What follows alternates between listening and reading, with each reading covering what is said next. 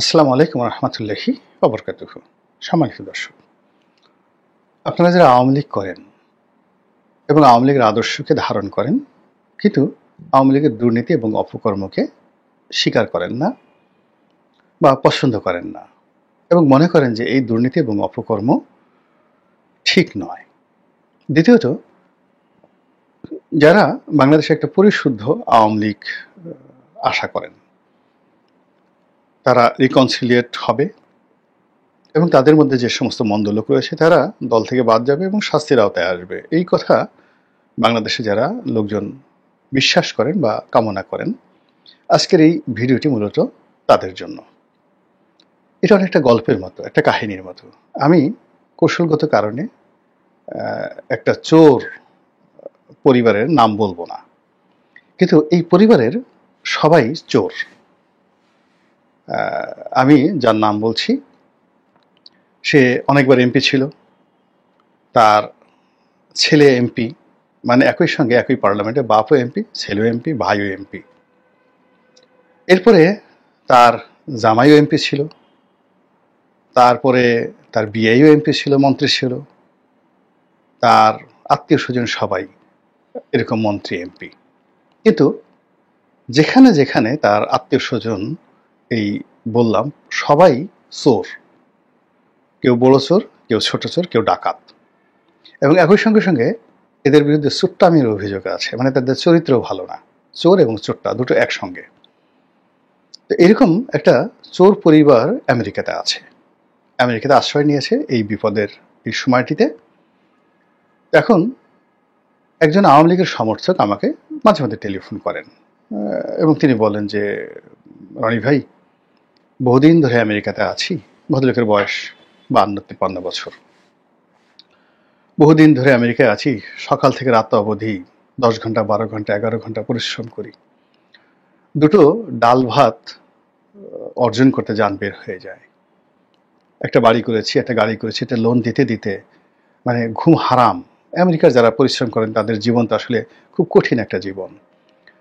তো বলো যে এগুলো করি, তার সঙ্গে সঙ্গে আবার আওয়ামী লীগ করি মনের আনন্দে, আদর্শী। কিন্তু আওয়ামী লীগ থেকে আমেরিকাতে থাকি, এখানে আমাদের কিছু পাওয়ারও নেই, চাওয়ারও নেই, কিন্তু দল করি। তো বললো যে এই যে আমেরিকাতে আমি যেখানে আছি, আমার পাশে সবচেয়ে দামি একটা বাড়ি, এরকম একটা এই চোর ফ্যামিলি, একটা ফ্যামিলির নাম বললো, এই বাপ বেটা এসে এখানে আছে। তো এরা এখানে রোলস রয়েস গাড়িতে চড়ে, বাপেরও রোলস রয়েস গাড়ি, ছেলেরও রোলস রয়েস গাড়ি, আর এই বাপ বেটা চোর এই রোলস রয়েস গাড়িতে করে তারা মসজিদে যায় নামাজ পড়ার জন্য। আমরা যারা দেখি, লজ্জায় আমাদের একবার মনে হয় থাপ্পড়াইয়া গাল ফাটাই ফেলি, কিন্তু পারি না। দ্বিতীয়ত, এরা এই যে রোলস রয়েস গাড়িতে আসে, এদের কোনো লজ্জা শরম নাই। ওরা যে রোলস রয়েস গাড়িতে আসে, এটা দেখে আমরা লজ্জায় মরে যাই। যেহেতু আমরা ওখানে কমিউনিটিতে সবাই আমাদেরকে আওয়ামী লীগ হিসাবে জানে, ওখানে জামাতের লোক আছে, তারপরে বিএনপির লোক আছে, অন্যান্য দলের লোক আছে, তো আমাদেরকে খোঁটা দেয় যে এই দেখো তোমাদের চোর ফ্যামিলি বা চোরে আসছে, ওই দেখো ওই বাড়িতে থাকে চোরের বাড়ি, ওই দেখো চোর রোলস রয়েস গাড়িতে করে আসে। তো ওদের এই সকল কথাবার্তা আমরা যখন শুনি, প্রতিপক্ষের কথাবার্তা শুনি, লজ্জায় মানে মাথা নুয়ে থাকি। কিন্তু ওই চোরের দল, তারা হাসি মুখে আসে, ওই রোলস রয়েস গাড়ি থেকে হাসি মুখে নামে, তারপর বিভিন্ন মানুষের সঙ্গে বেহায়ার মতো তারা হাসি মুখে কথা বলে, বলে যে এদের এত বেহায়াপনা কোত্থেকে আসলো। তো তিনি এই কথা অনেকক্ষণ ধরে বলছিলেন এবং আমি যখন তার কথা শুনছিলাম, বিশ্বাস করেন আমার এত খারাপ লাগছিল, বিকজ ওই চোর ফ্যামিলিটাকে আমি চিনি, খুব ঘনিষ্ঠভাবে চিনি। আমি তো বললাম যে আপনারাও একটু চিন্তা করলেই বুঝতে পারবেন যে কারা, যে ফ্যামিলিতে সবাই চোর, সবাই মানে তাদের চারিত্রিক কিছু অলঙ্ঘন রয়েছে এবং তারা রাজনীতি তাদের ব্যবসা, তারা জনগণের টাকা মারছে, তারা অনেক বড় বড় মানুষের টাকা মারছে, মেরেছে। তারপরে তারা এখনো মানে যাকে বলে এদের মানে কি বলবো, ব্যবসা বাণিজ্য থেকে শুরু করে সব জায়গাতে তারা এই চোরতন্ত্র প্রতিষ্ঠা করেছে এবং রাষ্ট্র ক্ষমতাকে ব্যবহার করার জন্য তারা পরিবারতন্ত্রকে যেভাবে ব্যবহার করেছে, এটি বিরল এই বাংলাদেশে। তো সেই কাজগুলো তারা করেছে এবং করে এই আমেরিকার মতো জায়গাতে এভাবে পরিবেশ তারা নষ্ট করছে। এবং আগামী দিনে যদি এই সকল চোরেরা আবার আওয়ামী লীগের নেতৃত্বে ফিরে আসে, আবার তারা এমপি হয়, আবার তারা মন্ত্রী হয়, আবার তারা নতুন করে সেই রোলস রয়েস গাড়ি কিনে। অর্থাৎ এই যে এখন চোরেরা যে টাকা আমেরিকাতে পাচার করেছে, ইংল্যান্ডে পাচার করেছে, তারা তো ২ হাতে খরচ করছে। ওই লোক বলছিল, আমি বললাম যে তারা করে কি ওখানে? বলে কিছু করে না, এরা শুধু সারাদিন এই মার্কেটে ঘুরে, বাপ বেটা একসাথে মার্কেটে ঘুরে। তো এই যে মার্কেটে ঘুরে তাদের যে চুরির যে অর্থ, সে অর্থ তারা পাচার করছে, খরচ করছে, এক দেশ থেকে আরেক দেশে নিচ্ছে। আবার এই বাংলাদেশ থেকে প্রতিনিয়তই তারা এই টাকাগুলো বিদেশে নিয়ে যাচ্ছে। এই যে চোরতন্ত্র, এই চোরতন্ত্র আওয়ামী লীগের মধ্যে যে ছিল, সেটা শুধু আমেরিকা নয়, এটা এখন চোরের গ্রুপ ভারতে আছে, চোরের গ্রুপ দুবাইতে আছে, চোরের গ্রুপ সিঙ্গাপুরে আছে, এবং এগুলো আওয়ামী লীগের লোকজন কিন্তু পছন্দ করছেন না। এবং আপনি দেখবেন যে এদের এই বাড়াবাড়ি করার কারণে ইতিমধ্যে ধরেন অনেক জায়গাতে চোরদের সম্পত্তি বাজেয়াপ্ত হয়েছে, অনেক জায়গাতে রাষ্ট্রযন্ত্র, বিদেশের রাষ্ট্রযন্ত্র তাদেরকে টার্গেট করে মামলায় ফাঁসিয়ে ফেলেছে, এবং অনেকে সেই যে অনেক দেশ থেকে পালিয়ে তৃতীয় কোনো দেশে চলে গেছে, চতুর্থ কোনো দেশে চলে গেছে।